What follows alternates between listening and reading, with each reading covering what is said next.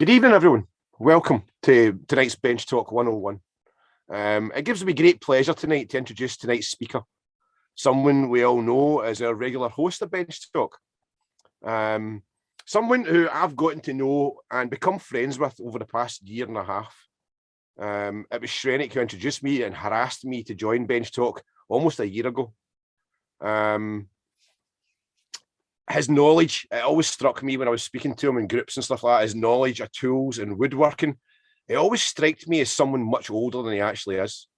And it really just, when I actually found out he was as young as he is, it just kind of, it just blows my mind sometimes, the knowledge and experience that he's got inside him.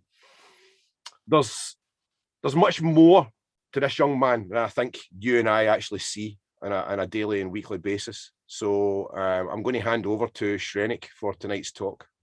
Over to you, Shrenik. Thanks, Scott. Way to make me nervous right before I start. Perfect.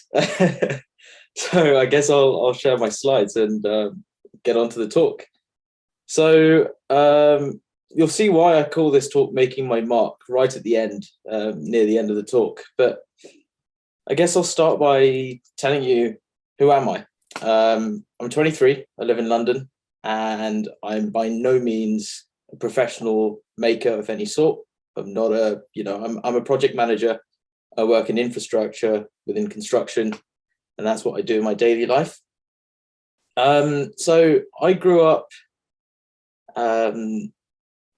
quite a sort of a weird environment where most families, usually the dad would be the person who is creative, maybe not necessarily creative, but would do all the DIY around the house and things like that. And I'm not saying that's always the case, but that's more than often the case, especially for people of my generation, I found at least. And that was completely the opposite in my house. Mum did all of that. So I learned a lot of my crafts of every sort from mum. And I got a lot of my personality from my dad. It's a very weird combination of how I ended up picking up so many different crafts and just picking up knowledge from everywhere. I think I did a brief run through with Scott on Tuesday and was just talking through things, but not doing it as I was planning to deliver tonight. And something that cropped up was Scott pointed out the fact that I pick up a lot of knowledge quite quickly. And that definitely comes from my dad. He had photographic memory. I have selective photographic memory. If I'm interested in something, I'll pick it up reasonably quickly. But I'm not by any means, never is my work perfect. And I just like learning new things all the time. So this is where I grew up most of my youth. That's my granddad on the right. He owned this shop in London with his brother. It was co-owned. Mum worked there most of her life in London. And I grew up there till I was about 10 or 11 years old. I was in that shop. Well, that's till my granddad sold it. And I still grew up there because Mum continued to work there. So this was a hardware store slash builder's merchant. You can see the entryway on the left-hand side.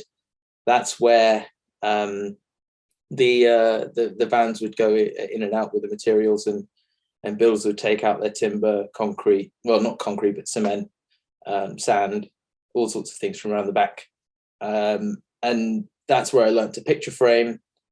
The right-hand side of the shop, so if you can see the doorway, there's someone walking in on the right-hand side. That was all the tool side. That was where my granddad sat pretty much the whole time he owned the shop. That's where that's the side that he dealt with himself. So I was very much around tools all the time. And I had the opportunity to see all these old tools, and a lot of things had not been sold in many years. And they were just sitting there on the shelf or had been tucked away in a cupboard somewhere, just in a box. But I used to go through all of these things. I used to sell little drill bits or light bulbs, starters for tube lights, things like that. Anything. I learned to sell it from a very young age, just knowing what it was and understanding the tools and how they worked. And then on the left-hand side was where all the ironmongery was, where that's where they would sell all the timber and so on, and that's where the till was. I spent a lot of my time sitting at the till, and taking payments from customers. I spent a lot of my time even preparing some of the timber in the back, in the cutting area. I was very young. You probably wouldn't get away with that with health and safety these days. I'm not that old now, but that's what I did. That's just to give you an idea of sort of where I grew up. And my granddad and his brother, when I was probably about 3 or 4 years old, sent me home with about a kilo or two of nails, blocks of wood, and a hammer, which I've shown on Bench Talk before, where the handle had snapped off, and they just gave me a shortened hammer because the handle size was better suited to me. And that's what I went home with, and I preferred hammering nails into wood to playing with Lego. And that's, I guess, what spurred my interest in woodworking more specifically than most of the other crafts. So I thought I'd talk a little bit about other things. You know, Bench Talk's often talking about woodworking, but there's a lot more to me. And there's a lot that I've done over the years, and some of it's from exposure to the craft that my mum did. And some of it was just exposure to things that I saw and I wanted to do. And then mum and dad let me buy the things I needed to go and do it, you know, to go and have a go. So needlecraft is a big one. Mum was always cross stitching when I was younger. She was always doing tapestry, cross stitch. I think we made a few rugs, and a lot of sewing, and so was my gran.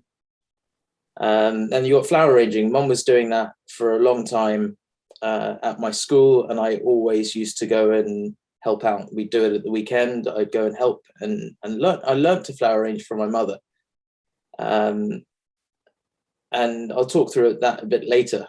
And then photography as well. I grew up with my dad's SLR. It was a film camera, so I learned to shoot on film, and I learned the importance of getting the right shot the first time, because you can't see, you know, digital cameras these days, you can see the photograph and you can take it again if it's no good. But I learned to take a good photograph first time on a proper camera, and that was something that I'm really grateful for having learned, because it made me think about things. I'm not a very patient person. And that's another trait I probably get from my dad. And it was just, you know, trying to rush through everything. But the photography made me slow down and think a little bit more. It brought me back into a pace of life that I could actually control. Cake decorating, Mum would always be baking, and then she'd be decorating, and, you know, the decorating side of it, she always let me have a go. And then slowly, I kept thinking of ideas, and Mum started getting bored of it, and I had a go, and I got better and better at decorating cakes, mostly with hard icing. I don't have a steady enough hand to do it with fresh icing. Bookbinding, I had a go a couple of years ago. I started having a go at bookbinding. Been doing card making for years. Probably haven't done it in the last few years, but car restoration is another one. I actually apprenticed for quite a while at a car restoration business over a couple of summers.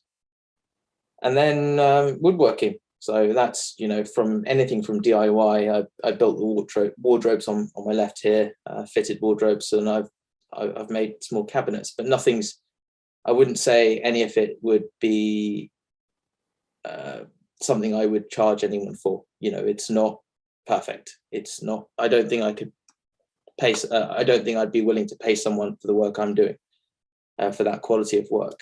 So another thing is academia. I thought my father was worth a mention here. And this is where I get my colourful dress sense. I love my purples and pinks and, you know, bright sort of green. And this was a cricket match, probably 2014, 2015. Dad decided that he was going to join my cricket club. and play cricket with me. He hadn't played in about 20 years, but he decided he was going to play, and he wanted to play in my team with me. So we decided one day, because the team was taking the mickey out of both of us for being father and son in the same team, we decided we'd turn up in colourful blazers and bow ties to the start of the cricket match. And that's what we did. But also, I wrote my first academic article back in 2016. Yeah, I think it was early 2016. It was published, and it was in a journal for sports psychology in Australia. I have no idea how I managed to get myself published, but I did. So I guess moving on to the needlecrafts, as I said before, these are two portraits that I stitched with, because of the time constraints. Mum did help me by stitching part of it. We did probably about half of it each, but I did design both of them from photographs that I took. So over on the left is a dear friend of ours who was a big West Indies supporter. Sadly, he passed away a few years ago. But he used to follow the West Indies cricket team around the world, and he knew a lot of the greats that some of you may know of very, very well, personally. And then on the right is another friend of ours who, he's still around. I see him at the cricket a lot. So they are both cricketing friends. I think the one on the left surprisingly took only 3 months. The one on the right took around 6 months because of the sheer number of colours involved in that one. And then on the left is something called plastic canvas. That's where you've got it's a bit like tapestry, but it's a plastic canvas and then you turn it into a 3D object by stitching it all together. So that was quite fun. And that's part of I guess it's a Christmas themed one. It's the North Pole Depot. It's part of a train. There's a train which goes with it, and that's the depot for the where all the presents go. And there's little presents as well. I haven't finished that kit yet. And on the right is a cross stitch that I'm working on at the moment. It's supposed to be a yacht sailing in the sunset. When it's finished, it will be a yacht sailing in the sunset, but it's not quite finished yet. That moves me on to my flower arranging. I've done it for many years, and these are all flower arrangements that I've done myself. The one on the left, I actually made the stand as well, out of oak, and I think I made the stem out of pine and spray painted it silver because that's what the client asked for. And then I actually had to make trays to fit inside out of plastic so that they were waterproof, to ensure that when you watered the oasis, it didn't leak. The tray at the bottom was quite a challenge because I had the post going straight through the middle, but I did manage it in the end. Just a lot of silicone. And the second one from the left, that was my first go at doing sort of trying to keep it cheap, but also make it look quite full. I thought that was quite a challenging one that I did. It was my first garland, the third one along, and the one on the right, I don't know how many bouquets I've done, but I've done quite a lot, and that was one of the bouquets I did for a friend's wedding. Photography. So these were taken on a digital SLR camera, but this is sort of the kind of things that I like. So I quite like landscape photography. The one on the left was taken in Warrnambool National Park in Victoria, and the one on the right was in Australia, and the one on the right was taken near Penguin Island, I think, in Victoria as well. And then there's a few more pictures of animals. So I managed to catch a kookaburra mid-flight, as you can see, and then the same kookaburra on the right-hand side just before I caught it mid-flight. I think I disturbed it, unfortunately, but yeah, that was quite nice. It was quite nice to catch that. So I guess I want to move on to woodworking. Here's the juicy bits. So throughout school, we did no woodworking. So my whole time at school, there was no, there wasn't even any sort of making class. The closest we had to it was fine art. And I did a little bit of sculpting, but I always wanted to learn woodworking at school. So when I got to my second last year at school, after our exams, our school said everyone's got to write a 5,000 word report on any subject of their choice. So I decided that I would write a report where I could do first-hand research on, are hand tools better than power tools for woodworking? Now, not to open a can of worms, but my answer was that they're both perfectly adequate, and they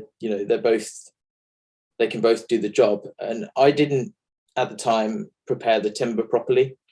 I went straight from the board I bought from the shop, and I just made these DVD cabinets, DVD cases. That was sort of,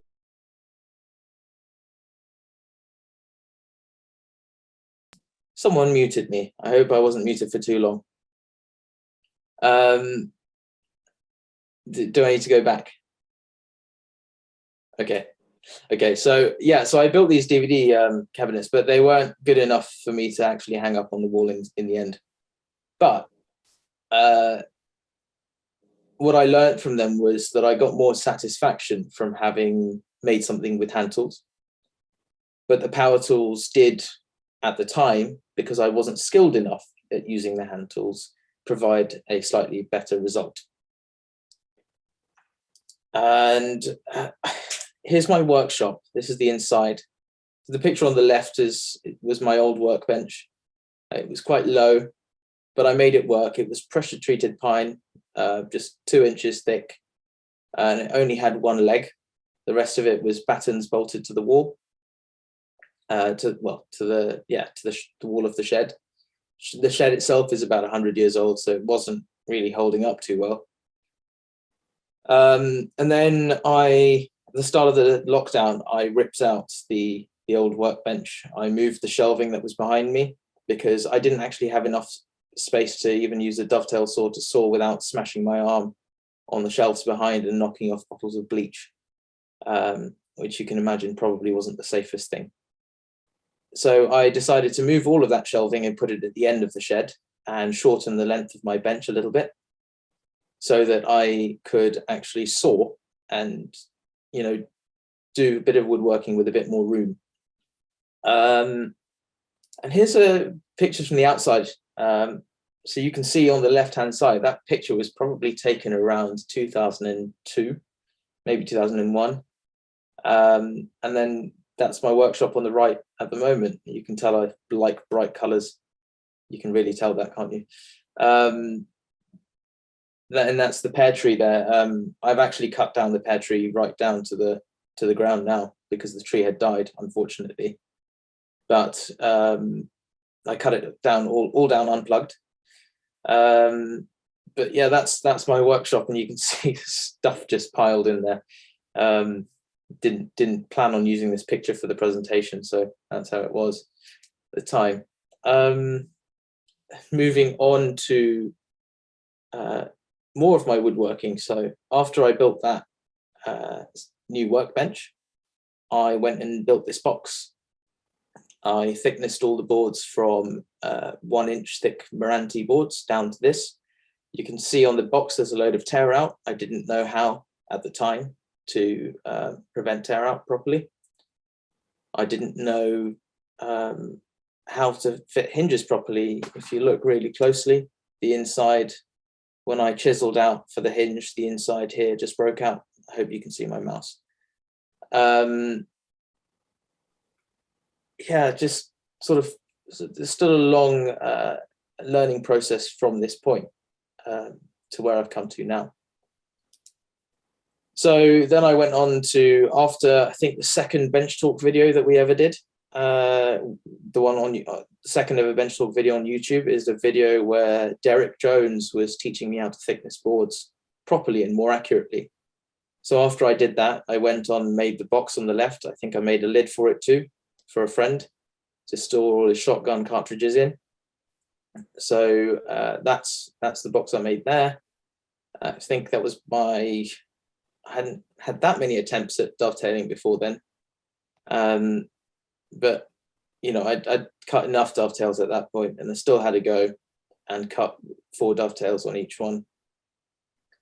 And then I can't remember when I started this cabinet or when I finished it, but I can see Neil smiling at me there.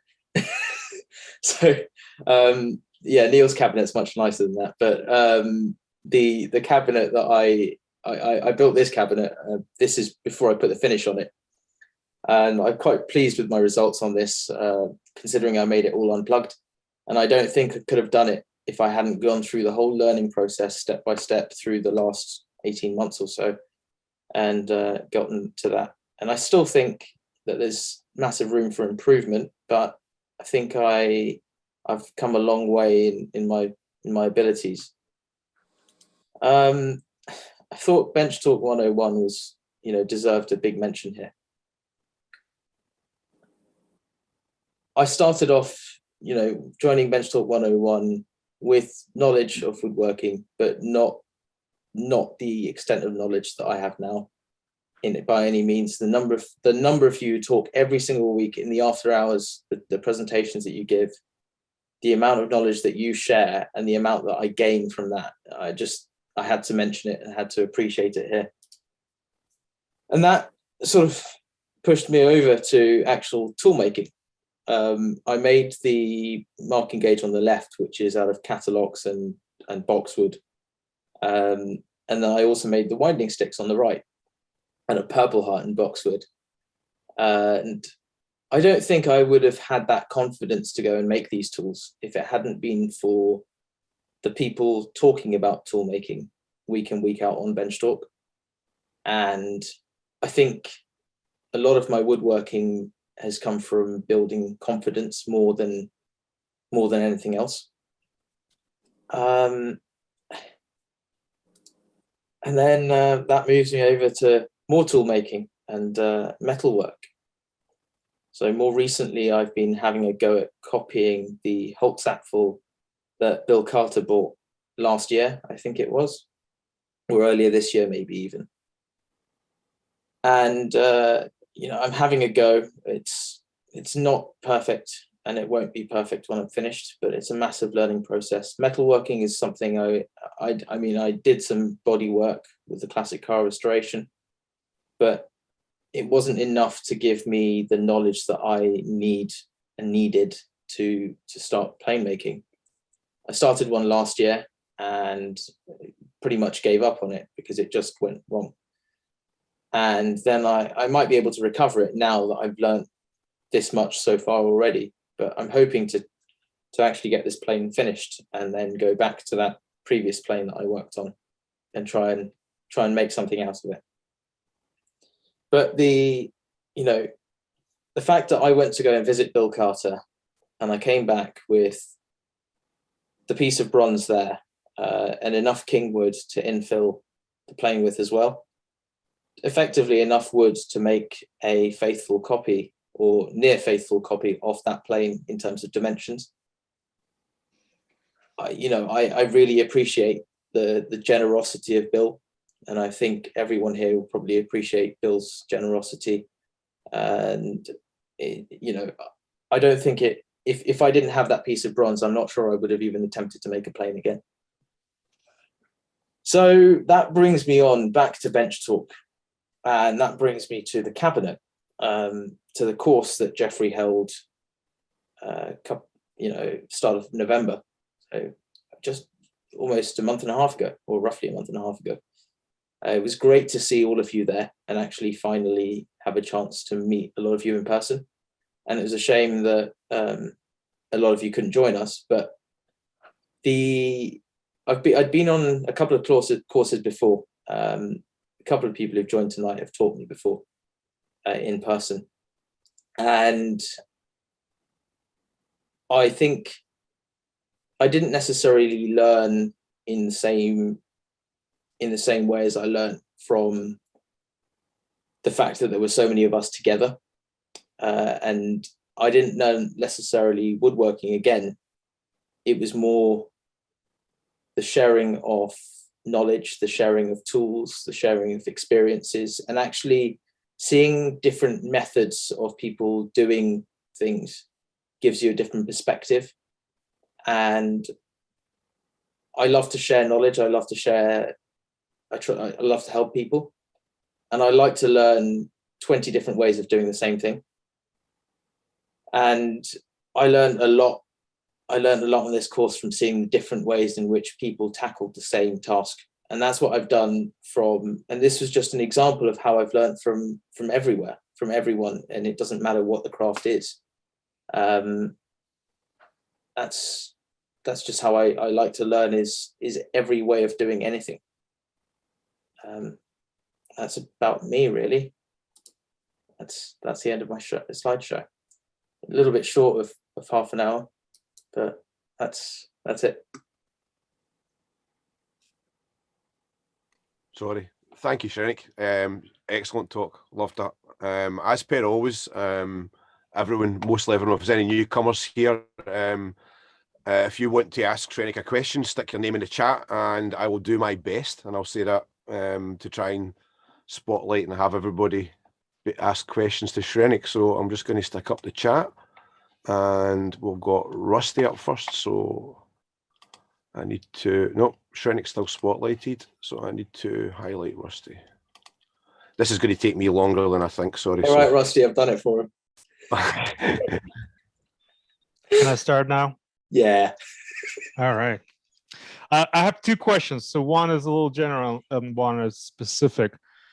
So the first one is about, and you and I talked a little bit about this, but I thought you might want to talk a little bit more about your granddad and his influence on you. So you mentioned that you spent a lot of time in a hardware store, but I think there was more there. The second question, the specific one, is one of those things that you showed me in the class that I thought was really worth mentioning to other people. Maybe everybody else knows that, but I didn't know that you can peen wooden dovetails. I didn't get that trick from myself. He's the chap who taught me that trick. I think it's him. He hasn't got his camera on. I don't know if I want to say. It was Matt Esley. He taught me that when I did the course with him. It was just a trick that he taught me that you could do with any hammer, really. Just peen the dovetails. If it's 0.5 millimeter out, you can really tidy it up. Yeah, but to go back to answer your first question as well. I grew up in a house where if anything broke, you fixed it. If it broke again, you fixed it. You didn't throw it out. You didn't try and replace it. You learned to fix it. And if you didn't know how to fix it, you learned and you had to go. My granddad was always like that. So he was always fixing everything that broke. And, I probably took on the biggest challenge 4 or 5 years ago when my grandmother broke her sewing machine quite badly. And I took the whole thing apart. And when I say I took the whole thing apart, I took the whole thing apart and put it back together. And if anyone's taken apart a 100-year-old industrial sewing machine before, they're not easy to get back together. And it was sitting in parts for probably about 6 months. And my gran was scared. What am I going to do? What am I going to do? He's taken apart my whole sewing machine. What am I going to do? I don't have a sewing machine now. She went and bought another one. But I fixed it, and the one she bought wasn't running perfectly. But I fixed it, and by that point, she said, well, you fixed it now. You can have it. Mine runs better than hers does because her machine was always better. And there was only a small part that broke. I don't know why I took apart the whole thing, but I didn't know how to fix it. So I just took apart the whole thing and then put it back together again when all I needed to do was just play around with a few screws. But I didn't know that. That's just a poor example of of me having a go at repairing things. But yeah, my granddad taught me how to fix things and not to throw things away. My mum taught me the same because that's how she grew up. She was taught the same by him. Yeah. There seems to be a real, at least a number of us here have mentioned before that there's this connection to our grandfathers, and that's one of the ways that people get into woodworking. I should probably mention this was my maternal grandfather. Yeah. You might want to do one of those tip talks about peening the dovetails. I think it's a really cool trick. Sure. It's something that's worth thinking about before you cut dovetails, so that you leave a little bit extra space in the tails and length in the tails and the pins for peening. Anyway, thanks for the talk, man. No problem. Cheers, Rusty. And we have got Mitch up next, if I can find Mitch. This is not easy, man. He's right at the top of the list, that's where he is. Sorry. Shrenik's so much better on this. Add spotlight. There we go. Mitch, over to you. Fantastic. Hi, Shrenik. Thanks. That was really interesting to hear about your story so far. I was going to ask you how you found learning the different trades, and particularly woodworking, during the pandemic, and what a difference that made to you, whether it gave you more time because of lockdown and things like that, or whether it actually made it more tricky because you couldn't go around meeting so many people. I think that's a really, really good question. And I think I've seen my biggest development in my woodworking over the lockdown. And I'm not saying I hadn't cut dovetails before, because I had cut decent dovetails before, mostly on a couple of courses and things. But the biggest thing the biggest issue I had was, firstly, I didn't have the right guidance at home. So I didn't have anyone teaching me. The best thing I was learning was off YouTube. I didn't read books, didn't buy books, which was, again, something that I should have done beforehand. And also, I just didn't cut. I just didn't have at the time. I was at school, I was at university. I didn't have the time in the workshop that I had over the lockdown. I got furloughed, and that was pretty much just before Bench Talk started. So I had all the time in the world to spend in the workshop. I was being paid every day, but I didn't have to go to work. So what better, I had nothing better to do than to just go out there and make things. And it got me out of the house. It meant that I was being a bit more active than I would be inside the house. And it also meant that, my parents and we weren't all screaming at each other all day, which can happen. And I think that's probably happened in a few households with being stuck together all the time. I also appreciated that with Bench Talk, I had the opportunity to learn. And then I had a couple of video lessons with you as well, Mitch, on things I was struggling with. I spent a lot of time sitting in front of the computer on YouTube channels, talking to people. I wouldn't have met Scott if it wasn't for that. Tate, can't think off the top of my head, but there's probably a few others I met the same way. And that's really that. I hope that answers the question. Yeah, that answers the question. And in a way, it's been really good that there was the lockdown, because we all met that way, didn't we? Most of us met that way. Exactly. Okay. Thanks, Mitch. Remove spotlight. And next up, we have Matthias. I just need to, there we go. I'll get better at this, guys. Add spotlight. There we go. Up to you, Matt. There you go, Matthias. And I've unmuted myself. Thanks ever so much, Shrenik. I mean, in general, because you ended your talk by saying how much Bench Talk has meant to you over the last 18 months, I think I speak for everyone when I say that you're not alone in feeling that way. But I think also a very particular thanks is due to you for keeping the show running at a time when the founders no longer had the time to do it. So thanks ever so much. That was more comment. I found it fascinating how many directions your creativity has already taken you and is taking you. And obviously, there's no limit beyond the span of years that is given us to how much we can try to cram into those years. But what sort of things do you what sort of things do you have lurking on your creative horizon? So I mean, I get the impression from the way you talk that you don't necessarily abandon your old hobbies. You just keep adding new ones, although I dare say available time plays a certain role in how much you can do the one and the other.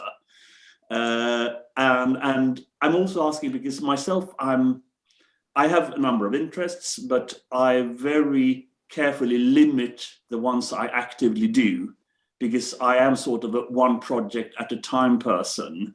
I don't like having too many balls in the air at the same time. How are you on that? So do you enjoy juggling many interests, and which ones do you think you're going to be adding in the next few years? So the one thing when anyone properly gets to know me is they realize that I'm not a finisher.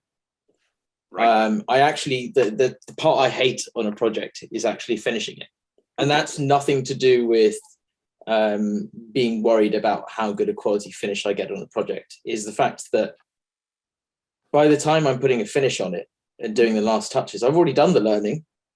That the finished product doesn't mean as much to me as the process in actually learning how someone else did it. And what's always intrigued me is when I see something, I wonder, how is that made? I want to go and learn how to make it. And I know I don't have to make it perfectly. I don't need to make it to that standard that was made at. But what I do want to do is go and learn how that person made it so I can appreciate the work that went into it. Because you can look at something and say, oh, I appreciate the workmanship that went into it. But until you've been there and done it, I don't think you can ever appreciate truly how much effort went into something unless you've done that exact thing yourself. And that's like plane making now. It's probably one of the few things where I'm thinking I actually want to make more, but haven't finished the first one yet. No. And that's the point, is that it takes me a lot to finish something. So the cross stitch that I showed that I'm working on right now, I'm planning on making the frame for it and everything. But I can guarantee I will have the frame, I will have the glass, I will have this cross stitch mounted. I won't put the pins in the back. Right. That's just one thing. I'll get to that point and think, I just won't bother putting the pins in the back to hold it in place so I can hang it up. I see what you mean. Okay, it'll be one of those things which I'll leave for another 2 years before I get to that, because I'm bored. By that point, I'm already bored of it. I need to do the next thing. Yeah. Det är inte målet utan vägen som är resan värd. It's not where you're going, but the road that makes the journey worthwhile. It's a Swedish poet from the 1940s. Yeah. Yeah, but absolutely I'm not the same. That's one of the reasons I hate not finishing a project, which is why I try to only have one on the boil at a time and not really allow myself to start another one until I've actually finished it. Not because the product is necessarily a goal as such, but unfinished business bothers me. But it takes all sorts to make a world. And thanks ever so much again for your talk, Shrenik. No worries, thank you. Thanks, Matthias. Let's do that. And next up, we have Chester. Just spotlight Chester. There we go. There you go, Chester. Yeah. Great talk, Shrenik. Great talk. I'd like to reiterate what Matthias just said, but I have no idea what language that was or how to say it. So I have a couple of questions for you. First of all, I'd like to tell you that I think it's great that you have such a varied interest in all of them concerning arts. So you have an aesthetic eye that I think is appreciated, and you should continue all of those things and maybe add to them. So keep on doing what you're doing. I have a question about the Holzapfel plane. Mhm. And the bridge, it appears that you did a Cupid's bow, but you added two side V grooves on each side. Yep. Was that does the Holzapfel have those two, or did you No. add those as a signature piece? I wouldn't even call it a signature piece. I cut the Cupid's bow, realized that it was slightly too narrow, and then I sort of looked at it and I said, well, there's two flat spots there. What do I do? Just took a 3 square file and just filed a V groove. Looked okay. Filed another one. That's the first ever Cupid's bow I've cut. I just went for it straight on the bridge piece, and that's. Well, I have to say that the addition of those 4 grooves, I think, proves it, and I think it's delightful, and I think it's great that you put those in. I thought they were your touch, but I wasn't sure. But I think that they add a lot to that bridge, and I think it's a nice touch. So, thumbs up on that. Thank you. Now on your workshop, I had no idea how small and how tight it was whenever you mentioned to me that you had a restricted amount of space. I suggest you buy a ticket and fly over here and just spend a month just playing in my shop, because that's amazing. The quality of the work that you're producing in that shop, I think, is exceptional, and I think it's great. I was wondering about the pear tree, because it looked like every time you needed a piece of wood, you were going out there and just taking a piece off the tree. So anyway, I thought it was a great discussion. I think it's great that you have all these varied interests, and I really thoroughly enjoyed it. And just want to give you a thumbs up, and I think you're headed in a grand direction. Thank you. Thanks, Chester. Next up, we have Jim.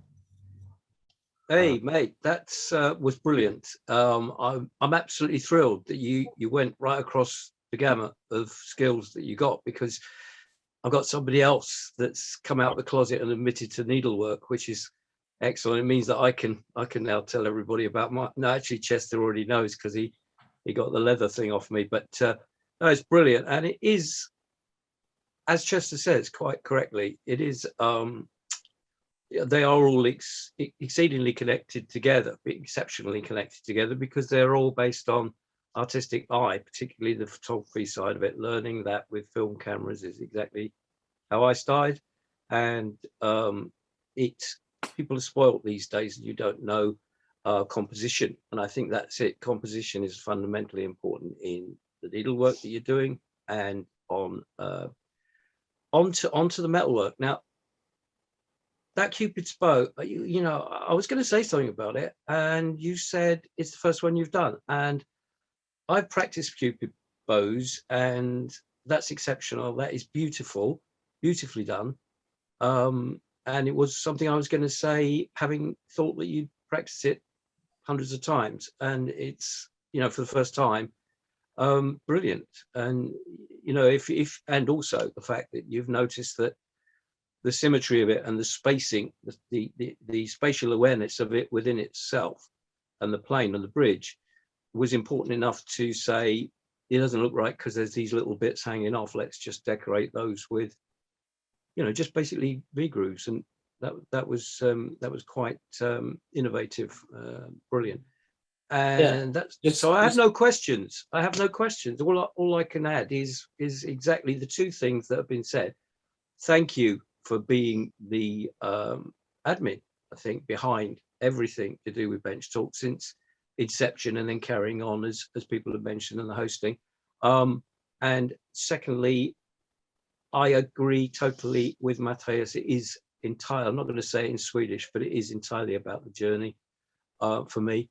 One tip about finishing: just air your laundry in public all the time.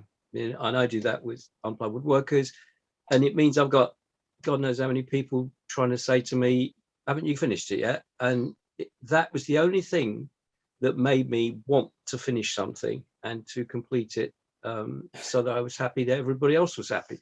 And that actually kept me focused. So it might work for you, I don't know, but try and find something that makes you want to focus on finishing, and then you'll get the habit of not finishing something out of your system. And I did with that method.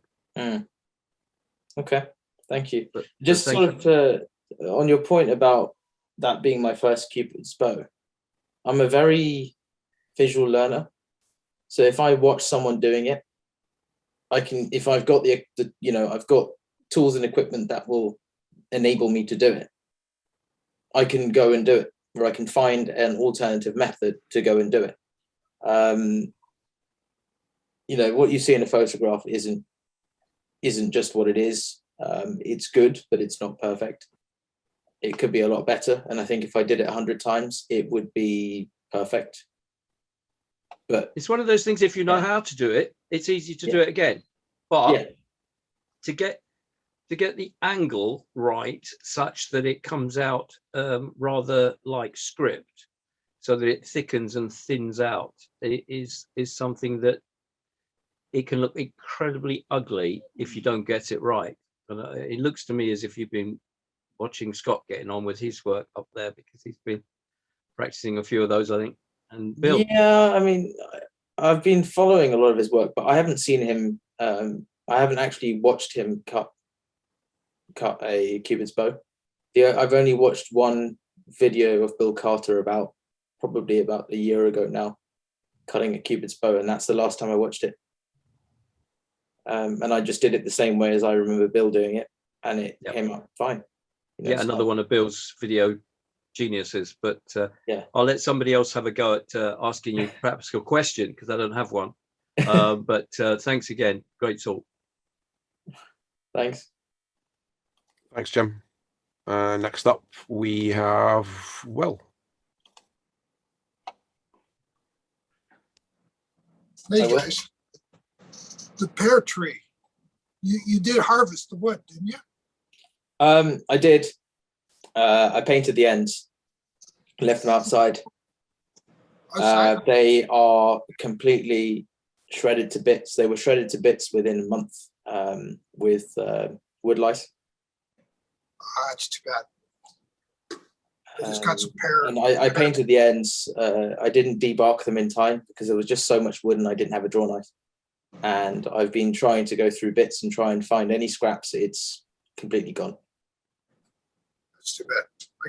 I just got a couple of boards during the summer when I was out getting some hornbeat. The other question, did the Cupid bow, when you put the little side parts to it, that's what I call turning an error into a feature. So but yeah, I seem to remember Scott doing something really similar. I think he put one V on the side of it. Something similar to that, right, Scott? Yep, I call it a horned bow. Yeah. So mine was slightly different to the way Scott does it, but it's the same concept. It's just making that Cupid's bow longer with a bit of decoration. It's nothing. Yeah, that was those were the two things that I've talked about in the planes. The plane looks like it's coming along nicely. Just finish it. I got a couple too that I need to finish as well. Well, the steel arrived for the sole of the plane today, so I'm hoping that by the end of this weekend I can finish that plane. Yeah. You'll know next week. You'll know next week if I've actually managed to do anything, or if it's completely smashed to bits. We'll see when it gets to peening. Well, thanks. Cheers, Will. Thanks, Will. Next up, we have Paul. There we go. Mate, great talk. I missed the start of it. Paul. Nothing unusual with that. I always found it amazing that you'll mention, oh, well, I'll think about doing that to you. And you go, oh, I've done that. How you have managed to fit so much stuff with your younger years, I have no idea. But all I'd like to say is thank you so much. for dragging me into this. He literally saved. Bench talk and sort of a community here saved me from going completely nuts over the whole of this COVID situation. And the fact that he took on the bench talk thing, I don't really have a question for you. Because talk that much, I think. Do you know, talking about the hobbies, I think I got to a list of 25 and had to narrow down. And that was when I stopped bothering to count anymore, thinking, okay, the list is long enough. I'm not adding any more. Well, I thought I knew everything. And then he goes, oh, yeah, I play hockey for a team. It's like, since when? No, as I say, great talk. The plane's looking superb. Just keep doing what you're doing. Thank you. You know, and I would have asked if you ate the partridge, but obviously you're vegetarian, so the answer would be no. I did eat the pears from the tree though, when they were still fruiting. Sure. Yeah. Okay. I don't have anything more to add, but as I say, it's just a big thank you from me. Thank you as well. Okay. And at least you've got a drawing knife now. Yeah, thanks for that too. Right. Right, cheers. Thanks, Paul. And we have Richard Hughes. Which one's Richard Hughes? Where'd they go? It's just Richard. He's vanished. There you go. Thank you. Yeah.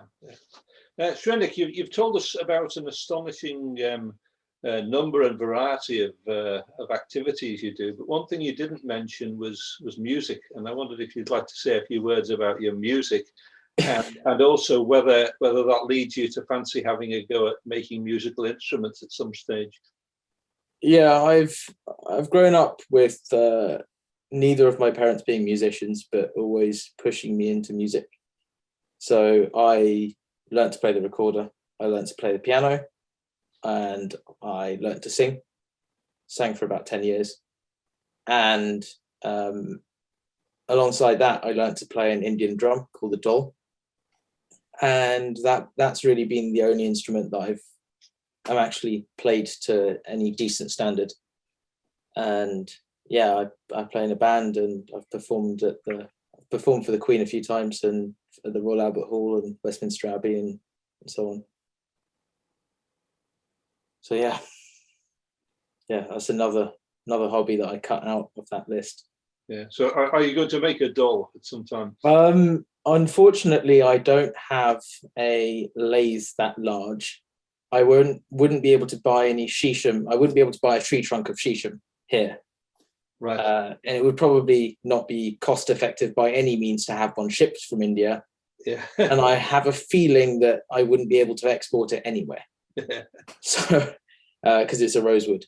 Yeah. So I don't think I could make one, unfortunately. But I have thought about laminating one together.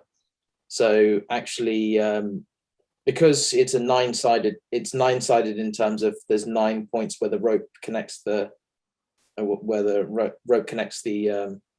skin onto the drum. I was thinking of making a 9-sided drum and then rounding the sides of it so the skins fit on perfectly.